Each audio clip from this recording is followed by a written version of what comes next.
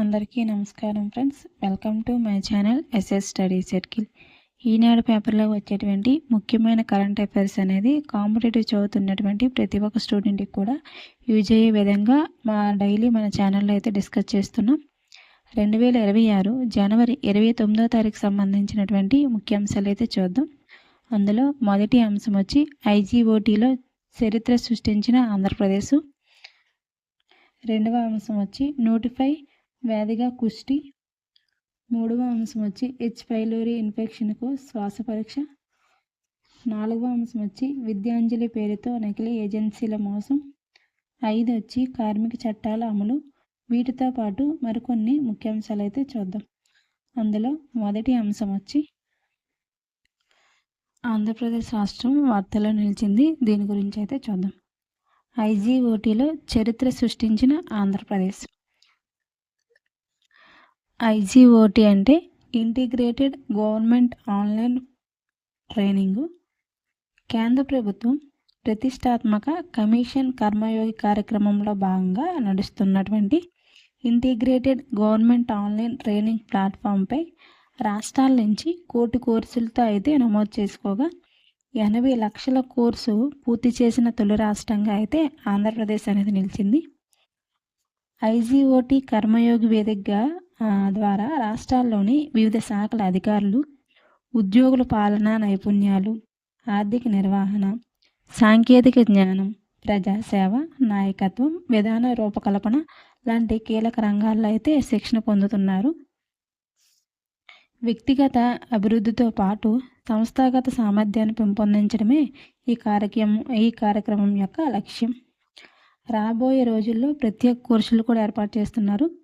ఆధునిక టెక్నాలజీ ఆధారిత learning module, అదనపు శిక్షణ కార్యక్రమాలను అమలు చేయాలనేసి ప్రభుత్వం అయితే లక్ష్యంగా పెట్టుకుంది.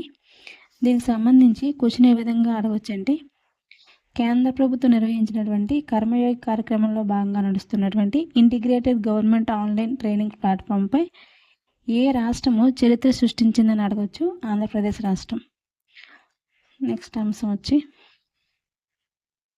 నోటిఫై వ్యాధిగా కుష్టి. దీని గురించి అయితే చూద్దాం. కుష్టి రోగాన్ని నోటిఫై వ్యాధిగా అయితే ప్రభుత్వం అయితే ప్రకటించింది. ఈ మేరకే వైద్య ఆరోగ్య కుటుంబ సంక్షేమ శాఖ అయితే ఉత్తర్వులు కూడా జారీ చేసింది. రాష్ట్ర వ్యాప్తంగా ప్రభుత్వ, ప్రైవేట్ వైద్యశాలలు కూడా ప్రతి కుష్టి కేసుని కూడా ప్రభుత్వానికైతే తప్పనిసరిగా నివేదించాలని కూడా చెప్పడం జరిగింది. 2030 నాటికి సంక్రమణ వ్యాధులను నిర్మూలించే లక్ష్యంతో అయితే ఈ నిర్ణయం తీసుకున్నట్లుగా చెప్పడం జరిగింది. ఇంపార్టెంట్ ఫ్రెండ్స్, గుర్తుపెట్టుకోవాలి. నెక్స్ట్ అంశం వచ్చి హెచ్ పైలోరీ ఇన్ఫెక్షన్కు శ్వాస పరీక్ష. దీని గురించి అయితే చూద్దాం. తీవ్రమైన జీర్ణకోశ సమస్యలకు కారణమయ్యే హెలికోబాక్టర్ పైలోరీ ఇన్ఫెక్షన్ను గుర్తించే శ్వాస పరీక్షను హైదరాబాద్ గచ్చిబౌలిలోని ఏషియన్ ఇన్స్టిట్యూట్ ఆఫ్ గ్యాస్ట్రోఎంట్రాలజీలో తొలిసారిగా అయితే అందుబాటులోకి అయితే తీసుకురావడం జరిగింది. ఈ పరీక్షా కేంద్రాన్ని AIG chairman doctor Nageswara Reddy గారు అయితే ప్రారంభించారు. దేశంలోనే తొలిసారి ఈ టెస్టును ఏఐజీ అనేది అందుబాటులోకి అయితే తీసుకొస్తుంది. ఈ పీవై టెస్టును నోబెల్ బహుమతి గ్రహీత హెచ్ పైలోరీ బ్యాక్టీరియాను కనుగొన్నటువంటి ప్రొఫెసర్ బారీ మార్సెల్ అని అతనైతే అభివృద్ధి అయితే చేస్తున్నారు. ట్రైమెడ్ సంస్థ అనేది ఈ కిట్ని అయితే తయారు చేస్తుంది. ఈ టెస్టు నాన్ ఇన్వేసివ్తో పాటు త్వరితగతిన అత్యంత ఖచ్చితత్వంతో ఈ వ్యాధి నిర్ధారణ అయితే చేస్తుంది. తీవ్రమైన గ్యాస్ట్రిక్ వ్యాధులను ముందుగానే గుర్తించి వాటిని అడ్డుకునేందుకు ఈ టెస్ట్ అనేది ఎంతగానో ఉపయోగపడుతుంది అనేసి అయితే చెప్పడం జరిగింది. ఇది చాలా ఇంపార్టెంట్ ఫ్రెండ్స్, గుర్తుపెట్టుకోవాలి. ఏ సంస్థ ఈ కిట్ని తయారు చేస్తుందని అడగచ్చు. ట్రైమెడ్ సంస్థ. లేదంటే దీన్ని ఎక్కడ అందుబాటులోకి తీసుకొచ్చారనేసి అయినా అడగచ్చు. సో ఇంపార్టెంట్, గుర్తుపెట్టుకోవాలి ఫ్రెండ్స్. నెక్స్ట్ అంశం వచ్చి విద్యాంజలి పేరుతో నకిలీ ఏజెన్సీల మోసం. దీని గురించి అయితే చూద్దాం. కేంద్ర ప్రభుత్వం ప్రభుత్వ పాఠశాల అభివృద్ధిలో ప్రజలను భాగస్వామ్యం చేయాలనే ఉద్దేశంతో విద్యాంజలి అనే కార్యక్రమాన్ని అయితే తీసుకొచ్చింది. ఈ కార్యక్రమం ఏంటంటే Samagra Shiksha Abhiyan project director B Srinivasarao garu అయితే దీని గురించి అయితే చెప్పడం జరిగింది. ఈ కార్యక్రమం యొక్క ప్రధాన ఉద్దేశం ఏంటంటే విద్యాంజలి ద్వారా వస్తు రూపంలోనే విరాళాలనేవి సేకరించాలని, స్థానిక దాతలు, పూర్వ విద్యార్థులు భాగస్వామ్యంతో పాఠశాలలో మౌలిక సదుపాయాలను అభివృద్ధి చేయాలనేసి అయితే చెప్పడం జరిగింది. అయితే ఈ విద్యాంజలి పేరుతో నకిలీ ఏజెన్సీలు అనేవి వస్తున్నాయి. దాని గురించి అప్రమత్తంగా ఉండాలనేసి అయితే చెప్పడం జరిగింది. వీటన్నిటికీ ఉపాధ్యాయులే ప్రధాన కారణం అవుతారు కాబట్టి వాళ్ళనైతే హెచ్చరిస్తూ చెప్పడం జరిగింది. నెక్స్ట్ అంశం వచ్చి కార్మిక చట్టాల అమల్లో కేంద్ర రాష్ట్రాల మధ్య సమన్వయం పెరగాలి. దీని గురించి అయితే చూద్దాం. కార్మిక ఉపాధి పరిశ్రమల శాఖ కార్యదర్శులతో విజయవాడలో నిర్వహించిన దక్షిణ భారత ప్రాంతీయ సదస్సులో అయితే దీని గురించి అయితే చెప్పడం జరిగింది. ఏంటంటే కార్మిక చట్టాల అమల్లో కేంద్ర రాష్ట్ర ప్రభుత్వాల మధ్య సమన్వయం మరింత పెరగాలనేసి అధికారులు అయితే అభిప్రాయం అనేది వ్యక్తం చేశారు. అసంఘటిత రంగ కార్మికుల కోసం అమలు చేస్తున్న చట్టాల పురోగతిని అయితే ఈ సమావేశంలో చర్చించారు.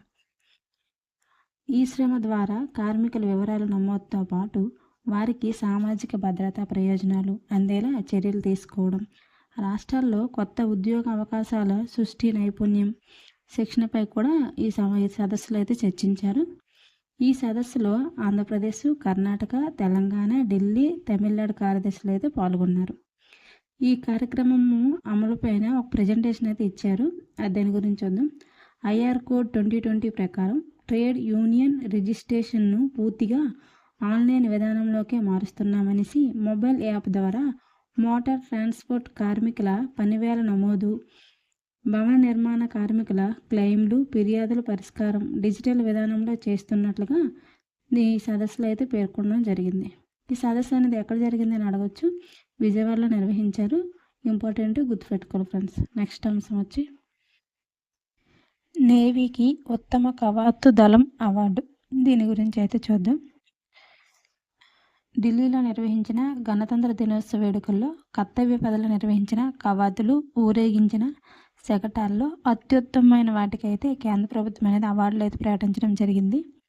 ఈ అవార్డుకు గాను మహారాష్ట్ర ప్రభుత్వం అనేది ఎంపికైంది. రాష్ట్రాలు, కేంద్రపాలిత ప్రాంతాల నుంచి వచ్చిన శకటాల్లో గణేష్ నిమజ్జనం ఇతివృత్తంతో రూపొందించిన మహారాష్ట్ర శకటం అనేది ఉత్తమ బహుమతికి అయితే ఎంపికయింది. మంత్రిత్వ శాఖలు, విభాగాల కేటగిరీలో 150 ఏళ్ళు వందే మాతర ఉద్యమాన్ని కళ్ళకట్టిన సాంస్కృతిక మంత్రిత్వ శాఖ శకటం కూడా విజేతగా అయితే నిలిచింది. సో గుర్తుపెట్టుకోవాలి ఫ్రెండ్స్, ఇంపార్టెంట్. ఆ రాష్ట్రం గురించి అడుగుతాడు, గుర్తుపెట్టుకోవాలి. నెక్స్ట్ అంశం వచ్చి దక్షిణ కొరియా దేశం అనేది వార్తల్లో నిలిచింది. దీని గురించి అయితే చూద్దాం. దక్షిణ కొరియా మాజీ అధ్యక్షుడు యున్ సుక్ యోల్ సతీమణి, మాజీ ప్రథమ మహిళ కిమ్ కియోల్ హీకి అవినీతి కేసులు అయితే జైలు శిక్ష అయితే విధించారు 20 నెలలు. ఎందుకంటే వ్యాపార ప్రయోజనాలకు యూనిఫికేషన్ చర్చ్ నుంచి బహుమతులు తీసుకున్నారనే ఆరోపణలపై సియాల్ సెంట్రల్ డిస్ట్రిక్ట్ కోర్టు ఈమెకైతే 20 నెలలు అయితే జైలు శిక్ష అనేది విధించడం జరిగింది. గుర్తుపెట్టుకోవాలి ఫ్రెండ్స్, ఇంపార్టెంట్. నెక్స్ట్ అంశం వచ్చి మహారాష్ట్ర అనే వార్తలు నిలిచింది. దీని గురించి అయితే చూద్దాం. మహారాష్ట్రలో మహా విషాదం అనేది జరిగింది. ఏంటంటే ఆ రాష్ట్ర ఉప ముఖ్యమంత్రి విమాన ప్రమాదంలో అయితే మరణించడం జరిగింది. ఆ రాష్ట్ర ఉప ముఖ్యమంత్రి ముంబైలో జరిగినటువంటి కేబినెట్ సమావేశంలో అయితే అతను పాల్గొన్నారు. ఎవరు? అజిత్ పవార్. ఇతను పాల్గొన్న తర్వాత ఇతను మహారాష్ట్ర రావడానికి అయితే తిరిగి విమాన ప్రయాణం అనేది చేశారు. అదేంటంటే బారామతిలో దిగుతుండగా అయితే విమానం అనేది కూలిపోయింది. పొగల మంటలు అనేవి వచ్చి అక్కడికక్కడే ఇతనితో పాటు మరో 5 కూడా చనిపోయారు. దీనికి అంతటికీ కారణం పొగమంచే కారణం అనేసి అయితే చెప్పడం జరుగుతుంది. మహారాష్ట్ర ఉప ముఖ్యమంత్రి అయినటువంటి అజిత్ పవార్ అయిన అతను ఈ విమాన ప్రమాదంలో అయితే మరణించడం జరిగింది. సో ఇంపార్టెంట్, గుర్తుపెట్టుకోవాలి. ఇది ఎక్కడ జరిగిందంటే ఈ ప్రమాదము బారామతిలో, అంటే అక్కడ దిగుతుండగా విమానం అనేది కూలిపోయింది. ఇంపార్టెంట్, గుర్తుపెట్టుకోవాలి ఫ్రెండ్స్. నెక్స్ట్ అంశం వచ్చి వెండి పథకాలు ఎవరు? దీని గురించి చూద్దాం. ఏంటంటే రైల్వేలో పనిచేసి పదవి విరమణ పొందే అధికారులకు బంగారం పూత పోసిన వెండి పథకాలు ఇచ్చే పద్ధతికి అయితే స్వస్తి పలికినట్లు రైల్వే మంత్రిత్వ శాఖ అనేది పేర్కొంది. పదవి విరమణ చేసిన వారికి 99.9% స్వచ్ఛతతో 20 గ్రాముల వెండి పథకాన్ని బంగారం పూతతో ఇవ్వడాన్ని 2006లో అయితే ప్రారంభించారు. ఇప్పుడు దాన్ని అయితే దానికైతే పూర్తిగా స్వస్తి పలికినట్లుగా అయితే రైల్వే మంత్రిత్వ శాఖ అనేది పేర్కొనడం జరిగింది. గుర్తుపెట్టుకోవాలి ఫ్రెండ్స్. చూసారు కదా ఫ్రెండ్స్, 2026 జనవరి 29వ తారీఖు సంబంధించి ముఖ్యమైన కరెంట్ అఫైర్స్ అయితే డిస్కస్ చేసాం. ఇదే విధంగా ప్రతిరోజు కూడా మన ఛానల్లో ఈనాడు పేపర్లో వచ్చేటువంటి ముఖ్యమైన కరెంట్ అఫైర్స్ అనేది కాంపిటేటివ్ చదువుతున్నటువంటి స్టూడెంట్స్ అందరికీ కూడా యూజ్ అయ్యే విధంగా అయితే మన ఛానల్లో డిస్కస్ చేస్తున్నాం. So please support my channel. మన ఛానల్ సబ్స్క్రైబ్ చేయండి, లైక్ చేయండి. మీ ఫ్రెండ్స్ ఎవరైనా సరే కాంపిటేటివ్ అయితే వాళ్ళకైతే ఈ క్లాసెస్ అనేవి షేర్ చేయండి ఫ్రెండ్స్. వాళ్ళకి ఎంతగానో యూజ్ అవుతాయి. Thank you for watching my channel. Thank you.